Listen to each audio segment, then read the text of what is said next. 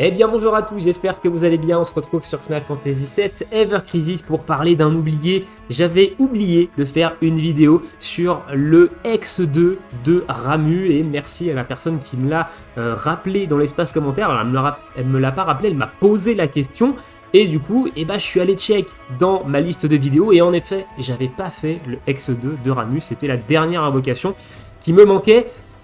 Avant, évidemment, la sortie des prochaines, on sait que Titan arrive la semaine prochaine, mais le X2 de Titan, je pense pas pouvoir le faire maintenant. Donc ça sera plutôt pour 2025. Mais bon, c'est pas le sujet. Concentrons-nous sur Ramuh. Donc dans cette vidéo, je vais vous montrer deux équipes pour pouvoir le passer. Alors, les deux équipes sont similaires, c'est juste le DPS qui va changer. Et ensuite, je vous commenterai une vidéo du combat pour vous expliquer un petit peu comment le combat se déroule et comment je gère chacune des phases du combat. Je vous mettrai le timecode en description. Écoutez, on est parti. On va commencer par parler de Ramuh. Donc le boss qu'on va avoir en face de nous, il est faible à l'eau. Donc il va falloir venir taper avec un DPS qui fait des dégâts d'eau. Mais attention, et ça c'est une stat cachée qui n'est pas mentionnée ici, il possède plus de défense magique que de défense physique de base. Ça veut dire que si vous partez avec un DPS magique d'eau, on peut par exemple penser à Tifa qui a une très bonne opti magique eau, mais plus récemment il y a également Sephiroth qui s'est doté d'une arme eau magique avec le crossover FF6, et vous allez taper de base moins fort que si vous tapiez avec un DPS physique d'eau. Donc pour augmenter vos chances de lui faire des petits dégâts, partez avec un DPS physique d'eau. Je vais vous en présenter évidemment deux dans les deux équipes différentes. Ensuite, il est immunisé poison, darkness, silence, stun, fatigue et fog. Voilà, donc toutes ces altérations de statut, vous ne pouvez pas lui mettre. Vous pouvez néanmoins le debuff défense magique, défense physique, attaque magique, mais il ne fait que des attaques magiques et des attaques magiques de foudre. Donc, au niveau des stats défensives, il va falloir aller chercher de la défense magique sur vos personnages, peut-être de la résistance foudre également si vous voulez augmenter leur tankiness, et il va falloir vous doter aussi d'un buff de défense magique sur votre équipe, et le mieux c'est d'avoir un buff quand même qui monte jusqu'à +3. Voilà, c'est beaucoup plus confortable. On a également 3 sigils, et il faudra bien avoir ces 3 sigils parce que ce sont 3 sigils séparés.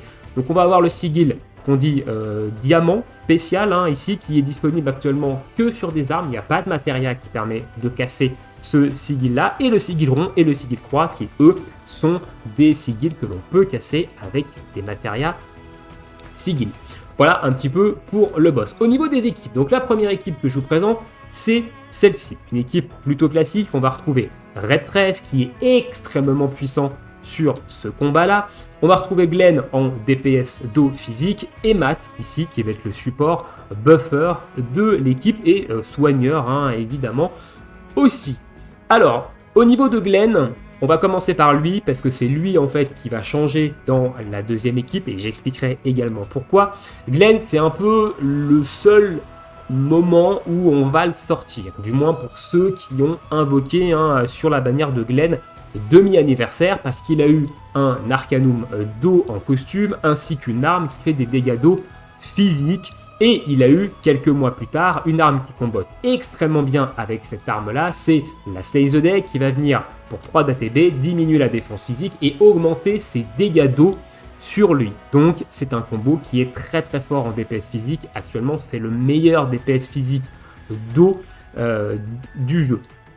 Mais du coup si vous avez commencé le jeu il n'y a pas si longtemps que ça, peut-être à l'anniversaire, vous n'avez pas cette combinaison de Glenn, parce que le demi-anniversaire, c'était en mars de cette année, et il est revenu en juillet, je crois, ils ont fait un rerun des bannières du demi-anniversaire en juillet, mais je pense pas qu'il y ait beaucoup de gens qui aient invoqué sur Glenn sur ces reruns-là.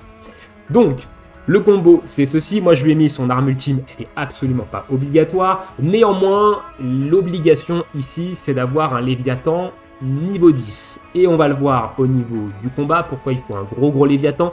Parce qu'il faut que votre Léviathan, il soit capable de one-shot les petites sparks que Ramuh va faire pop, parce que si vous ne les one-shotez pas, en fait, vous allez être obligé de les DPS, et du coup, vous perdez du DPS sur Ramuh, donc il faut absolument avoir un Léviathan capable de les one-shot. Alors ça peut très bien être un Léviathan niveau 8, niveau 9 parce que vous avez un gros Glen, mais niveau 10 c'est quand même beaucoup plus intéressant. Donc il va falloir d'abord aller farmer Léviathan si vous voulez vraiment vous faciliter le combat. Les matérias, c'est que des matérias qui sont là pour les statistiques, sauf le sigil-rond. Il va vous falloir un sigil-rond et je vous conseille d'avoir une arme qui a un boost de sigil-rond d'ailleurs pour en casser 5 d'un coup. Vous allez voir que le deuxième DPS que je vais vous proposer, il a également un boost sur le sigil-rond. Donc mettez bien une matéria rond dans le troisième slot pour avoir le boost magique, physique, peu importe, il faut qu'elle casse le sigil-rond. Et au niveau des subs, moi je lui ai mis la Mad Minute pour les HP, la puissance d'habilité physique, le Black Whisker pour l'AP attaque et le boost de puissance d'eau. Et ensuite on retrouve le Killer Hornet pour l'AP attaque et le boost de puissance d'habilité physique. Donc on se retrouve avec niveau 7 de P attaque, niveau 7 de boost de puissance des dégâts d'eau, l'Arcanum d'eau et niveau 6 en puissance d'habilité physique. Au niveau des stats, on a quand même 16 000 HP, 8100 de P attaque et 237 de MDF. Donc ça, c'est pour la première version de l'équipe avec Glen en DPS. Je vais vous parler maintenant du deuxième DPS et ensuite on parlera de Red et de Matt qui eux, dans les deux équipes, ne bougent absolument pas. Donc le deuxième DPS, c'est Cloud. Donc si vous n'avez pas du tout le setup sur Glen, vous pouvez partir avec un Cloud budget, entre guillemets, ce que j'appelle Cloud budget. Voilà. Donc moi, je lui ai mis son costume de FF9, mais si vous avez le costume de l'anniversaire, mettez le costume de l'anniversaire. Ensuite, on va partir avec son arme qui fait des dégâts d'eau physique, c'est la Maritime Sword, qui va taper au physique. Donc moi, elle n'est pas OB10, mais si vous avez la chance de l'avoir OB10 ou même rien que OB6, comme moi je l'ai OB7, bon, vous zappez quand même 620% et ça suffit. Globalement, après il faut évidemment les stats à côté, mais ça suffit. On retrouve toujours Léviathan ici. Elle a également un boost sur le sigil-rond, voilà, donc ça c'est également très intéressant pour Ramuh. En deuxième arme, je lui ai mis l'Hardage. Alors pourquoi je lui ai mis l'Hardage? Parce qu'elle va permettre de baisser la défense physique de Ramuh. Alors, il ne faut pas la faire régulièrement dans le combat, mais il y a deux moments dans le fight, notamment au début du combat et vers la fin, il va se mettre un buff de défense physique. Il va se mettre des stacks de défense physique sur lui et il faut pouvoir les supprimer. Donc du coup, avoir l'Armor Break ici nous permet de supprimer en fait ces stacks d'augmentation de défense physique et de pouvoir le taper correctement. C'est pour ça que je lui ai mis cette arme-là. Si d'ailleurs vous avez l'arme de Monster Hunter, ça peut être une très bonne option également. Voilà, parce qu'elle break aussi la défense physique. Au niveau de l'ultime, je lui ai mis son arme ultime, mais elle n'est absolument pas obligatoire. Au niveau des subs, bon, moi je lui ai mis l'arme de Glen, mais bon, si vous jouez Cloud, c'est peut-être que vous n'avez pas l'arme de Glen, donc mettez-lui autre chose. Je lui ai mis également l'autre arme de Glen, Slay the Day, mais celle-ci c'est une arme qui est wishlist et ticket, donc c'est entre guillemets une arme free-to-play, on peut dire. Donc ça reste obtenable.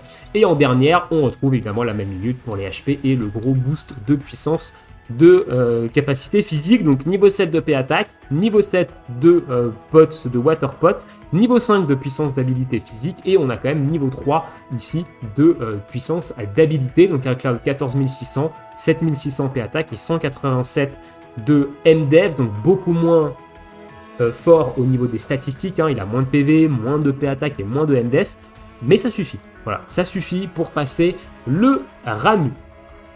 Allez, maintenant on va parler des deux supports, maintenant que j'ai bien parlé des deux DPS possibles. Donc Red 13 ici, qui pour moi est quasiment obligatoire, mais vous pouvez peut-être jouer Barrett. Barrett est également jouable sur ce combat, mais honnêtement je préfère Red 13. Donc son costume, vous mettez celui que vous voulez. Moi j'ai pris celui-ci, j'ai le Canyon Dude, donc j'ai mis le Canyon Dude. Au niveau de l'arme principale, c'est très important d'avoir le Silver Collar. Donc ce Silver Collar là, il est extrêmement fort sur le combat de Ramuh, parce que pour 3 d'ATB, il va déjà vous casser le sigil spécial, et il le faut dans le combat.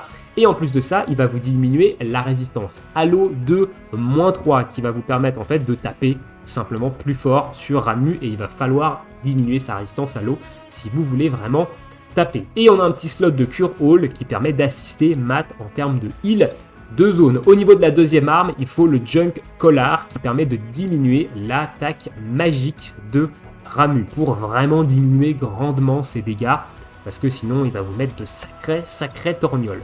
Au niveau des matérias ici, c'est que pour des statistiques. On retrouve la limite ici, le Stardust Ray, qui est très intéressant parce que ça va pouvoir vous permettre de debuff complètement l'attaque magique de Ramuh avant de pouvoir lui mettre un petit coup ici de Frenzied Fang pour lui diminuer jusqu'à -3 et un petit heal de zone. Au niveau des subs, j'ai mis une arme de P-Attack All pour venir booster mon DPS physique.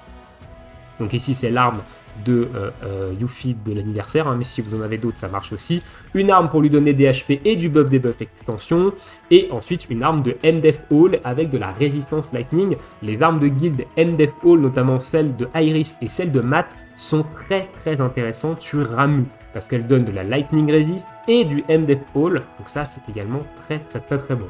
Donc on a un solide raid quand même, hein, 15 400 HP, 232 de défense magique et 3200 de heal. Voilà, pour le reste, on s'en fiche, il n'est pas là vraiment pour taper. Et on finit avec Matt, du coup. Donc Matt, vous pouvez jouer Iris, d'ailleurs, à la place de Matt, mais pour jouer Iris, il va vous falloir Kamura. Et Kamura, c'est une arme du crossover Monster Hunter qui n'est pas revenue depuis, qui n'est plus obtenable. Donc si vous n'étiez pas là lors du crossover Monster Hunter, eh ben, il va falloir jouer Matt, parce que Iris n'a pas d'autre augmentation de défense magique vraiment viable. Elle a le Mithril Road, mais c'est pas non plus turbo incroyable. Voilà, donc jouez plutôt Matt à la place. Ça sera bien plus efficace. Donc moi j'ai son costume particulier, mais vous pouvez jouer le costume boutique, hein, qui est celui-ci. Voilà, qui donne du heal et de la PDF, ça marche également.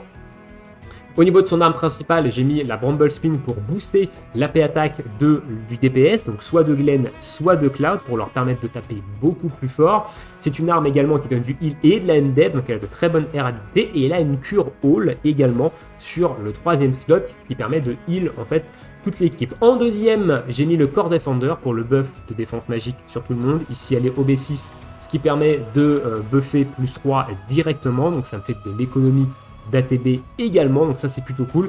J'ai mis son arme ultime qui est vraiment très utile sur ce combat. Pour le coup, elle change quand même pas mal la donne et elle facilite notamment une phase, hein, on va le voir dans la vidéo. Au niveau des matérias, donc lui il a une matéria de Sigil Croix. Vous n'êtes pas obligé d'avoir un boost d'ailleurs sur le Sigil Croix, hein. Vous pouvez juste la mettre sur votre healer, mais ne la mettez pas sur Red par exemple, parce que Red doit s'occuper du Sigil spécial, votre DPS du Sigil rond, et votre troisième ici, soit Matt, soit Iris, du Sigil Croix, mais sans avoir obligation de boost. Une cure dans le 3e slot pour soigner tout le monde, et la deuxième, elle est là pour les statistiques. Au niveau de la limite, moi je lui ai mis Gigantic Shield, voilà, parce que Red 13 a déjà une limite qui enlève en fait l'augmentation d'attaque magique, donc pas utile de mettre le Vanquishing X sur Matt. L'augmentation de défense est plus intéressante. Et au niveau des sub-équipes, donc on retrouve encore une fois ici une arme de guild, hein, qui est l'arme de Matt qui donne Lightning Resist et MDef All, hein, très intéressant sur ce fight. La Centipede pour le heal et le buff debuff extension, et le Shark Slayer pour les PV et le buff debuff extension. Donc ça nous donne au niveau des habilités, on a un petit niveau 10 de heal, hein, qui est exactement le maximum. On a niveau 2 de Lightning Resist, donc 10% de Lightning Resist, et on a niveau 5 de buff debuff extension, donc 150% en plus, ce qui permet notamment au buff de P-Attack et au buff de défense magique de durer plus longtemps et de ne pas avoir à claquer de l'ATB pour le refresh trop souvent. 4300 de heal, 14 000 HP et 276 de MDF. Alors oui, moi j'ai des grosses stats au niveau de défense magique, hein, parce que j'ai aussi des grosses matérias qui me donnent de la défense magique. Donc c'est aussi pour ça que j'ai des hautes valeurs. Vous n'aurez peut-être pas les valeurs aussi hautes, mais vous inquiétez pas, ça suffit. Je suis un petit peu bien au-dessus du cap, hein, évidemment. Allez, on va passer maintenant au combat, maintenant que je vous ai bien présenté les deux équipes. Donc je vais couper le son du jeu et on va se lancer ce petit fight. Alors, au début du combat, Ramuh, il va se buff. Donc là, il se passe rien. Voilà, donc moi je fais rien. Là, il se met alors il invoque ses sparks. Voilà, donc il invoque ses sparks, c'est les sparks dont je vous parlais qu'il va falloir one-shot avec Léviathan. Il se met un buff de résistance à l'eau et un buff de défense physique. Donc du coup avec Glenn, hop, j'en profite, je le debuff défense physique. Avec Cloud, c'est exactement la même chose. Et avec Red 13, je lui baisse en fait son attaque magique. Voilà. Donc avec Glenn, je lui mets quand même un petit coup, voilà, qui permet de lui descendre sa jauge. Il faut faire très attention, sa jauge au-dessus ne doit jamais être au maximum. Elle doit être le plus bas possible. Sinon, il va vous faire beaucoup plus de dégâts. Voilà, donc c'est pas fou. Donc là, j'encaisse sa première attaque d'ozone. J'ai mis également un buff avec Matt, hein, un buff de défense magique. Et j'ai d'ailleurs buff Glenn en P-attaque aussi. Directement après, il va passer dans sa première phase de sigil. Donc ici, avec Red 13, on casse le sigil diamant. Avec Glenn, on casse le sigil rond. Et avec Matt, on casse le sigil croix. Ils sont bien séparés, les trois. Donc il faut bien péter les trois, hein, si vous voulez break la barre. Il faut les break quand même assez vite parce que pendant cette phase, il charge sa jauge qu'il y a au-dessus de lui. Si sa jauge arrive au maximum, ça veut dire qu'elle est pleine, vous ne pourrez plus la descendre et il va juste vous one-shot l'attaque d'après. Donc là, on continue à descendre. Voilà, on est à 0, 5, 0. Glenn va relever les 5 derniers. Bim, on passe ici. Phase de break. Je heal avec Matt, je me rebuff avec Glenn haut et on va pouvoir taper. Voilà. Avec Glenn, je tape. Avec Red 13, je tape. Je vais rebuff la défense magique avec Matt. La phase d'interrupt est terminée. J'ai mon Glenn qui est full buff. Et je claque Léviathan. C'est à ce moment-là qu'il faut claquer Léviathan. C'est en sortie de cette phase d'interruption. Une fois qu'il est up, en fait. Et c'est là qu'il faut que votre Léviathan il one-shot les Sparks. S'il one-shot pas les Sparks, ça va être compliqué de passer Ramu X2. En plus de ça, Léviathan diminue énormément la barre du haut qui permet de diminuer fortement les dégâts de Ramu. Donc avec Red 13, on l'a également debuff attaque magique. Hein, directement après. Ici, donc, il fait 2 tapes au sol qui vous diminuent en fait votre défense magique et votre résistance à la foudre. Donc là, j'ai enchaîné les buffs de défense magique avec Matt. Et ensuite, il va vous focus l'un de vos personnages avec des lightning. Donc là, c'est Glenn qui prend. Donc il est assez solide, donc ça va. Il prend pas trop cher. Une fois qu'il a fait ses 2 attaques et ses 3 lightning sur, sa cible, il va caster une Thunder Lance. Donc la Thunder Lance, il va cibler quelqu'un. Donc là, c'est Red 13 qui a été ciblé. C'est une grosse attaque mono-cible. Donc pareil, il faut qu'il ait -3 en attaque magique. Et il faut que sa barre soit le plus bas possible pour que la personne qui est ciblée prenne le moins de dégâts. Mettez-lui un buff de défense magique, mettez-le full HP également, hein, pour qu'il encaisse bien tranquillement. Donc là, mon raid, il est à un petit peu moins de la moitié de PV. Alors, très important également pour raid, il débuffe la résistance à l'eau quand il est à 50% ou plus de PV. Donc pensez bien à le mettre au moins à plus de 50% d'HP avant cette phase-là, parce que là, on a une deuxième phase de sigil qui est exactement comme la première, pour qu'il puisse en fait descendre la résistance à l'eau pendant cette phase, pendant qu'il casse le sigil diamant. Parce que s'il ne casse pas la résistance à l'eau, c'est un petit peu compliqué derrière, vous perdez un petit peu en phase de DPS, donc c'est mieux qu'il puisse le faire pendant cette phase. Ici, on casse le sigil tranquille, on se rebuff, et on va évidemment rebalancer un petit Léviathan, hein, une fois que la phase d'interruption sera terminée. Ici, la phase d'interruption est quasiment terminée. On balance le Stardust Ray et le Léviathan pour que le Léviathan one-shot évidemment les Sparks. Ici, on enlève tous les buffs d'attaque magique du Ramu et on va le redebuff derrière, attaque magique, avec Red 13. Ici, les Sparks sont morts, la barre est diminuée au maximum. On le redebuff, attaque magique. Et là, il va refaire exactement la même chose. Il fait ses charges ici, boum, il vous met ça.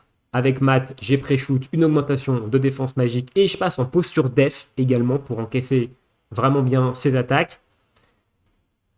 Ici, il va cibler, il cible encore une fois Glenn, mais là, il le cible avec sa Thunder Lance. Il ne nous fait pas son enchaînement de Lightning parce que je l'ai descendu un petit peu trop bas en vie.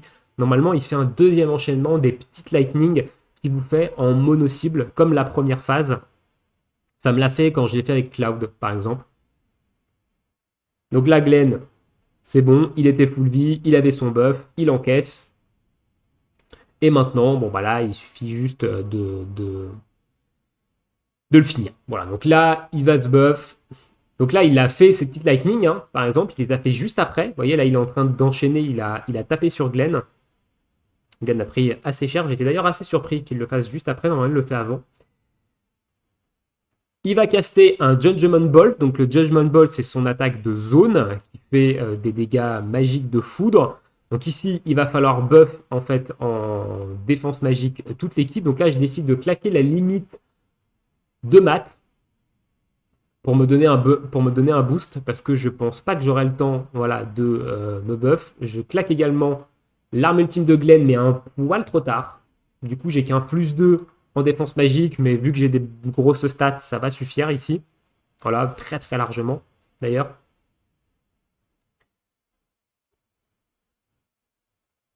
Pour passer en posture d'attaque.